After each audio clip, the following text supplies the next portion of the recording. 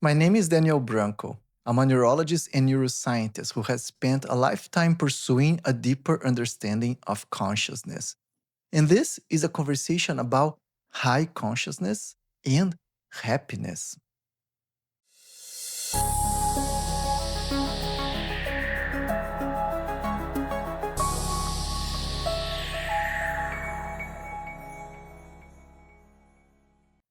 As I've mentioned before in other videos, happiness only exists in consciousness. Science doesn't know about happiness. All science knows about happiness is what we tell it. We were the ones who informed science that when we smile, that facial movement is associated with a feeling we call happiness. But science has no clue of what feeling is because it can't measure. It just can't measure. Because we told the world out there that smiles mean happiness, then scientists and engineers were able to devise software that recognizes when someone is happy or on a picture, for example. When the tips of the mouth move up, we have a smile, and smile means happiness. When the tips of the mouth move down, we have a sad face, which means we are sad. Sorry, I cannot make that face now. Some other creatures don't smile at all, which makes it pretty hard for us to tell whether they're happy or not. Still, many times we can infer happiness from other cues. A dog wagging its tail is and sticking its tongue out is probably happy. But how can we really tell what the dog is feeling? Well, we really can't. For that, it'll take being that dog. But we can at least infer that the dog is feeling something quite similar to what we feel when we wag our tail and stick our tongue out. Just kidding here. We assume the dog is feeling something similar to that which we feel when we smile when it wags its tail. But how can we know how we feel when we smile? Well, it surely isn't science who tells us what we are feeling. When we smile, we know the feeling. We don't need labels or words to describe it. We just feel it and we know the feeling to be true and to be real. And that's enough. We have first hand experience of the feeling associated with our smiling. No scientific proof required. But I digress. The goal of today's video is not to discuss the science or the reality of smiles and happiness. We know happiness exists, whether it can be proven to exist or not. My goal with today's video is to let you know that happiness is not the goal. It should never be the goal. When it comes to setting purpose and expectation to life, we got things very, very wrong. If you look around in this day and age, you'll see that a lot of times people don't know why they're spending so much energy pursuing what they're pursuing. A lot of energy is put into building a career, developing a relationship, acquiring wealth, building a family, and so many other things. A lot of times, people don't even know why they're doing it. Not uncommonly, people just tag along and do what other people in society at large is doing. We try to comply to this idealization that others put in our heads on what an accomplished life should look like. Or we just pick one of the few pre-formatted roles that are ready for you, become a doctor, become a lawyer, and so on, so forth. And we just go about playing that character in the stage of life. But if you ask them what the purpose of life is, many times people will say, well, the purpose of life is to be happy. Maybe because they just lack a better answer, a default answer, just like wishing world peace becomes then their answer. And I agree with that purpose. I think happiness is a very healthy purpose to have. But because we spend most of our waking hours pursuing to achieve or build or develop certain things that were pretty much imposed on us, we end up believing that we are doing all of that to become happy. Otherwise, what would be the point, right? Why go through all of that if not to be happy? We start thinking we'll be happy when we buy the house or when we find that love or when we get that job. So let me tell you right now, none of those things will make you happy. Period. Happiness doesn't come from accomplishing. This is a this is important and I will repeat. Happiness doesn't come from accomplishing. What we feel when we accomplish stuff or get the things that we wanted is excitement. It's a dopamine rush, but it's not happiness. So much so that accomplishing things can become sort of an addiction. You achieve a great deed and then immediately you are already thinking of the next one. That's not happiness and it's not even healthy. That's disguised addiction. No wonder so many people get addicted to power, to money, or fame. Not because they want to live a happier life, but because they are addicted. And which is very important, because the dopamine rush from the prior achievements was short-lived, then we keep going after more. True happiness, on the other hand, is not a fleeting feeling that goes away and vanishes just as it came. Those can be called those moments that those fleeting moments can be called excitement, elation, or exhilaration, but happiness is different.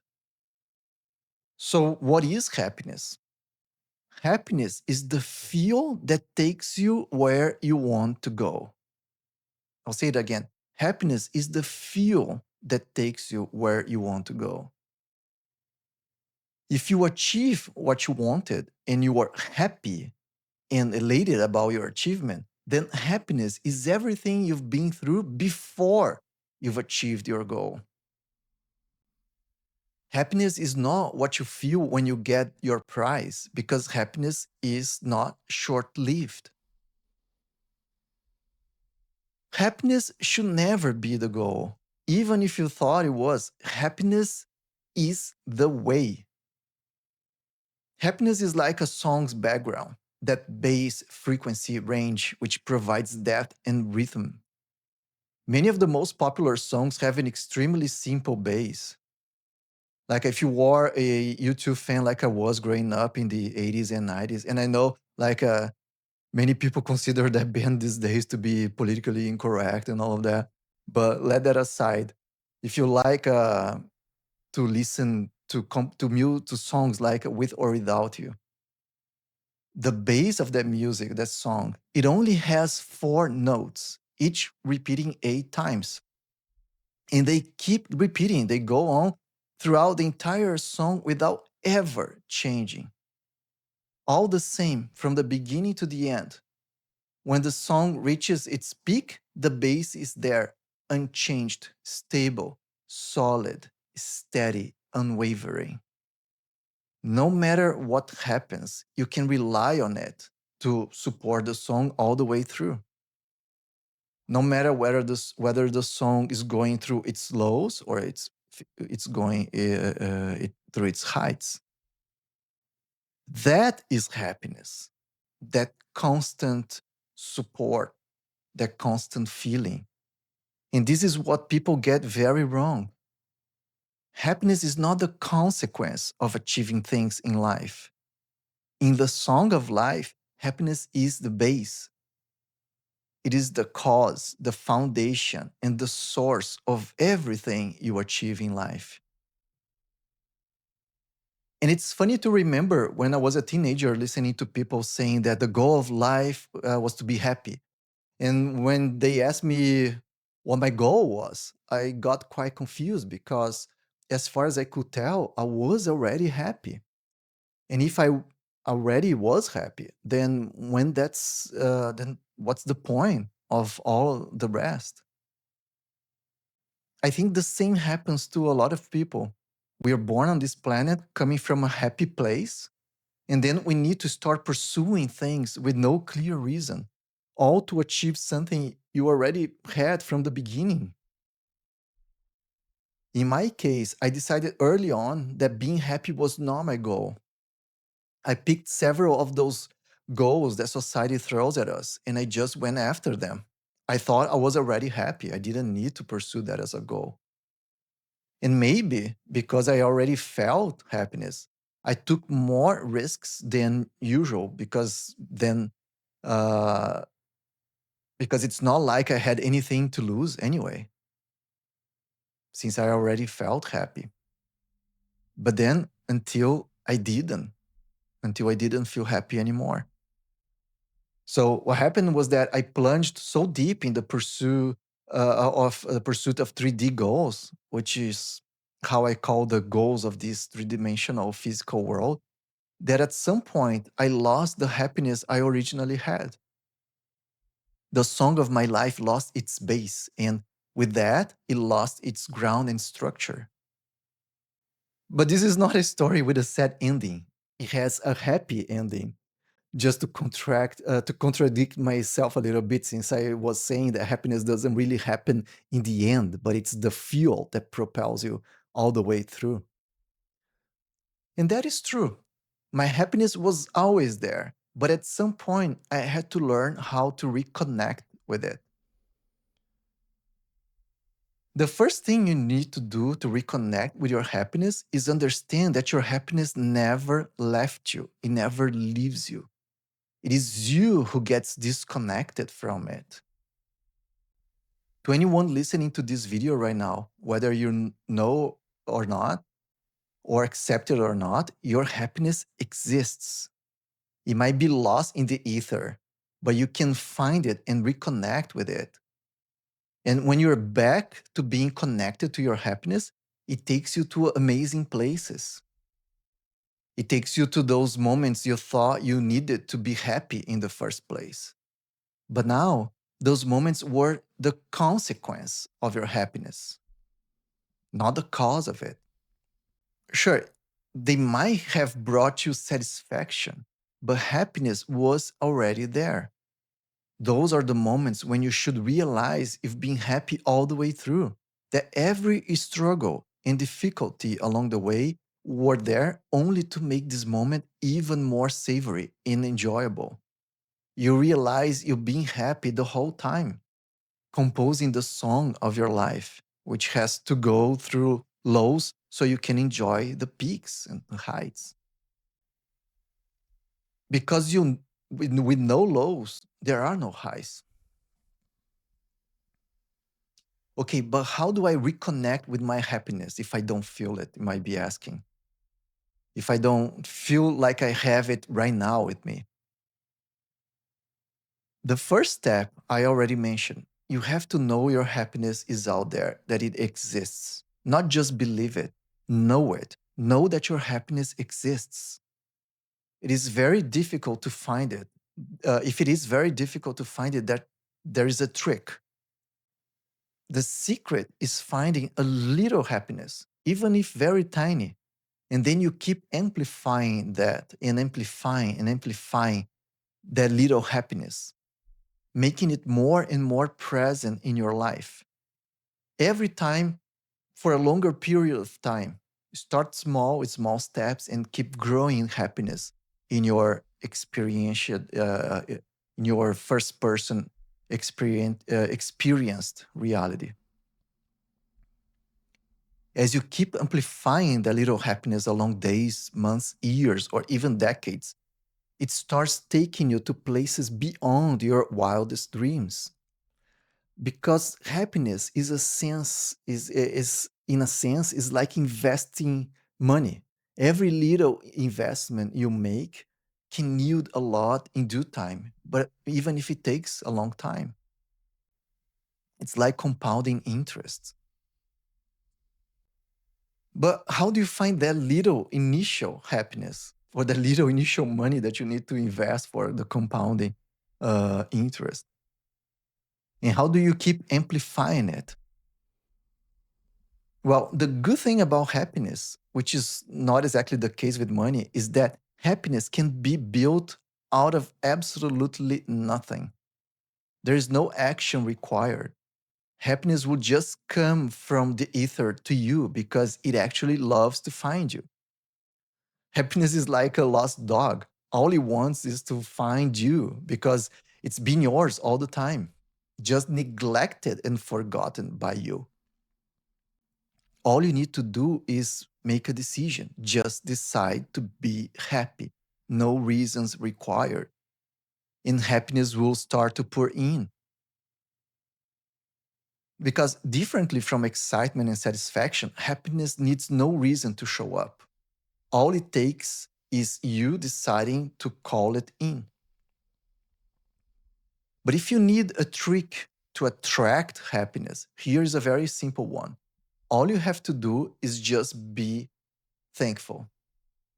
And that's so easy because at any time, at any moment of our lives, there's always something to be thankful for. Start being thankful for the smallest things. If all you have is water to drink, then be thankful for it. If all you can see is adversity, then be thankful for it too. Because everything life brings to you is a gift. Those great things that we all want to have, the house, the job, the relationship, are super easy to be thankful for, even if many people aren't. But my point is that we shouldn't be thankful only for the good things. That's equivalent to believing that you'll only be happy when you achieve them. And as I already said, happiness is not the consequence of life giving you good moments. Happiness is the source of those moments and the reason why they happen at all. Connecting your happiness to your happiness is just a choice, and it is your choice only to make. Anyone at any time can choose to be happy. They can choose to seek their happiness and to connect with it. And if you're lacking happiness, then be happy for all the bad things because everything life throws at you is a resource. The good things you enjoy, the bad things and difficult things, you use them to learn and grow in consciousness. In every situation, no matter how dire, there is something to be learned. If you think you got to your rock bottom, then be thankful for it. Thankful for knowing what the rock bottom feels like. Thankful for knowing your rock bottom hasn't destroyed you. You're still here, still breathing, still alive. And from here, it can only go up. Whistle to your happiness horse. Be thankful for where you are, but decide to leave this bad place. Jump on your happiness horse and ride away. Just simply choose to call it and ride it by simply being thankful for every moment, every little joy, and every little difficulty. When you finally get to your destination, you realize that you've been happy all the way through, that it was all your own creation, your own decision to put happiness aside just to explore how it feels like not to have it for a moment. You realize happiness was there all the way along, just waiting for you to claim it back. How do you like those ideas? Do they resonate with you? If so, you can dive deeper in my book, Spirituality, in Spiritual Initiation for Rational People. And if you want to keep exploring these ideas with me, leave a like and subscribe to the channel. We're still a very young channel, and your support really matters. And don't forget to leave your comments. I always love answering them. Let's make the experience of life better for everyone on this planet. And I see you in the next one.